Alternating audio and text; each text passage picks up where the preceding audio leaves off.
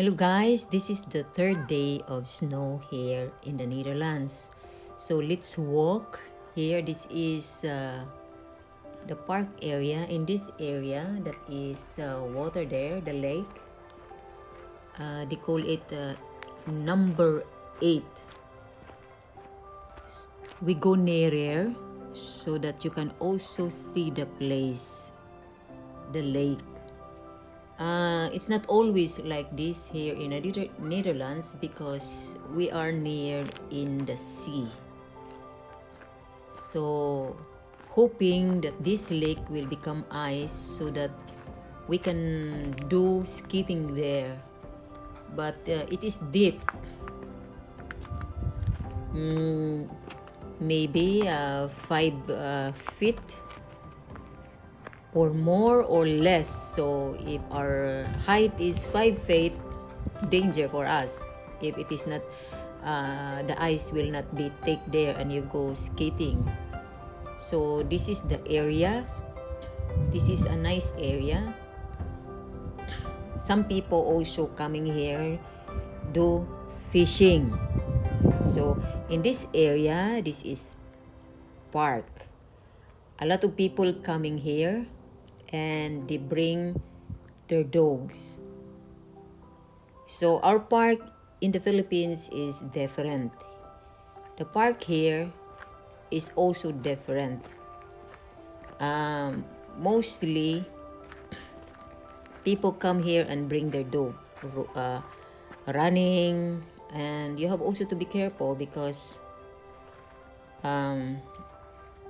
may mga din, siyempre kung may aso, alam ninyo na. Oo. But they also bring cellophane to pick the poo. So this is the area. Hopefully this week it will become ice, and that is the houses also in that area. So a lot of ducks here. So I am going nearer.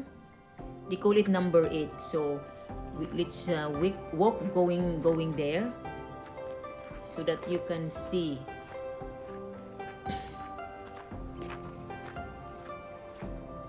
So as you can see, no more leaves. Wala na siya yung mga dahon kay winter man dire. So but here in the Netherlands, it's not like this, that we have a snow.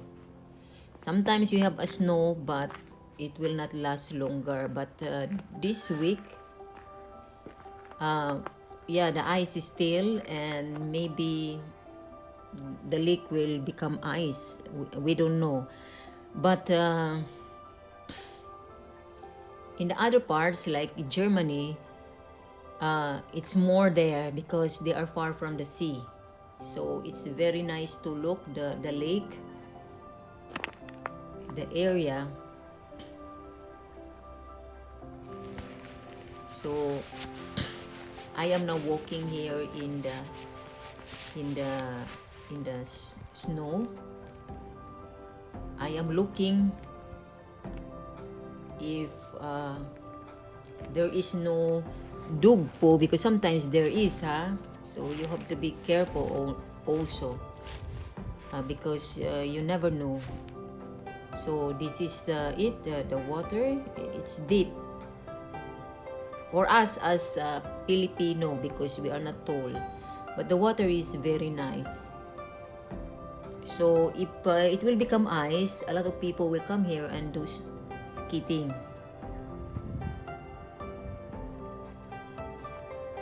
So let's walk going farther in the other side para makita ninyo kasi hindi talaga every year na may ice. Last year wala kaming ice. Only this year. Mga ilang taon na ding walang ice. So ganito sila pag mag-snow. We have the sun, but still it's cold. really your hands is very, very cold. It's freezing. So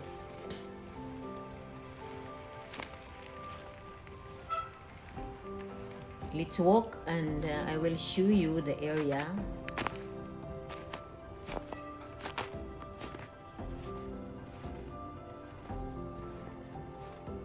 So ito siya. A lot of people also coming here.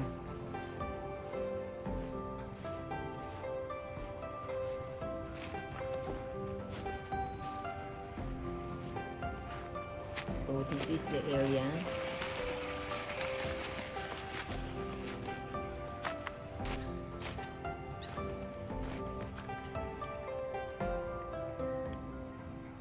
You can see the sun. The sun is shining, but even the sun is shining, but still cold. You have to wear gloves because sometimes I remove the gloves because I make a video. It's really cold. You cannot stay longer without a glove, so you have to wear gloves. So this is the area, and this is also the water there in the other side. They call it number 8. The other one, big one, and the small one is small, like 0. So this looks like if there is a snow, and they really preserve the trees beside, and they cut it. And it's also nice if summer, if the leaves is growing again. So it is very nice also to look here. And you can also feed the duck here, and also the bird, because they like to eat bread. If you bring bread, they will come to you. So this is the area, the water. And you can also do fishing here. Yeah, they can also catch fish here. They bring a tent, and they do fishing, especially at weekend. But by now, I think not. So hoping this week if the lake will be iced, and then I can make a video again with people who do skating here, and maybe also I can also come there, walk there, if ever it happens, because we don't know. Because you can see the ice also in the water, but it's not so thick. It's not so thick, so we never know. Maybe possible, because this week is still. So this is the life here in the Netherlands if you live here. So actually, if I compare it to our country is very nice because it's warm. As you can see, the trees, no leaves, like no life. No life. So unlike us in the Philippines, always alive, because you can see the trees, the leaves. Here, no. And the more if it is cloudy, it's raining, so it's not nice weather. But now, a lot of people are going outside in the house, look the snow, walking, because it's rare, really rare. Because it is already how many years we don't have like this.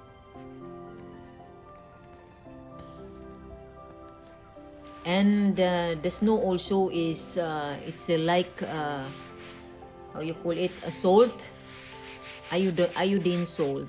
Oh, it look like an iodine salt. So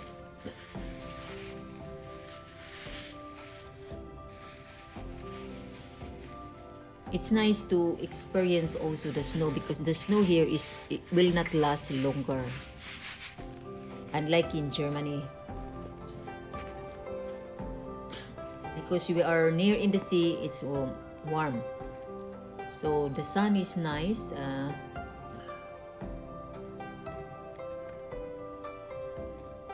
It's quiet here. It's quiet here to come here.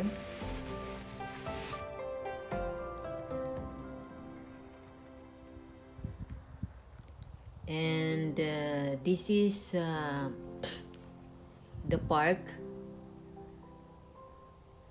where people walk here and bring their dog. So the dog are coming here, and of course, if the dog. So let's walk to their park.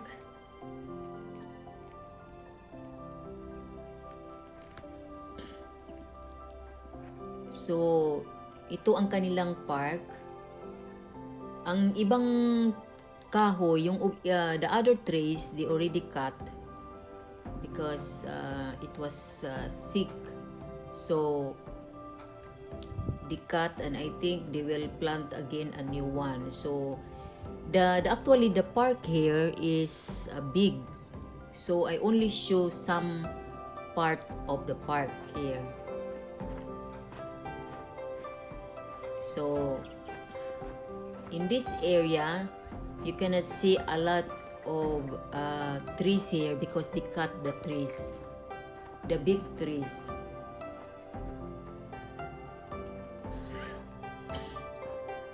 It's not a forest.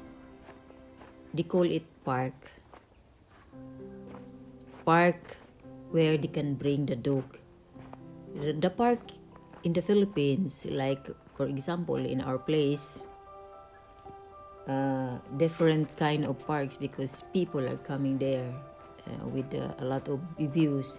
Here, all you can see here is the trees, the nature, especially if on the way to spring, because then the leaves is starting to, you can see the leaves, the green, small one.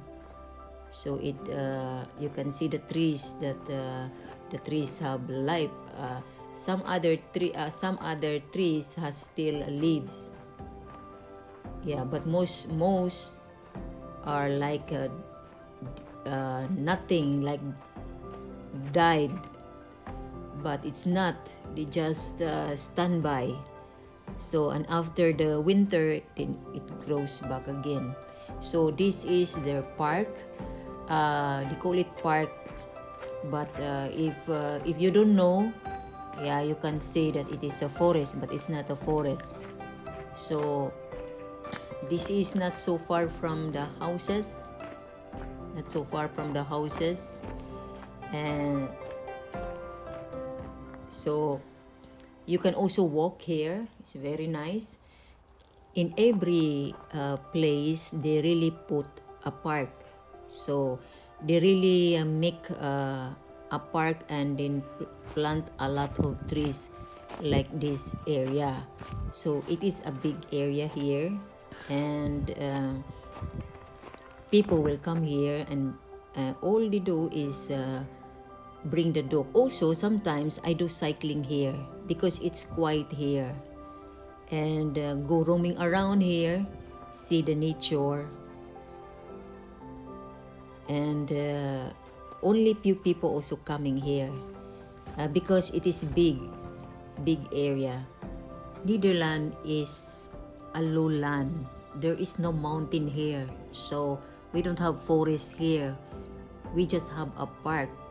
The government is really creating a park for the environment because they want to preserve, and also for the dog also. So they are like planting a lot of trees and preserve it.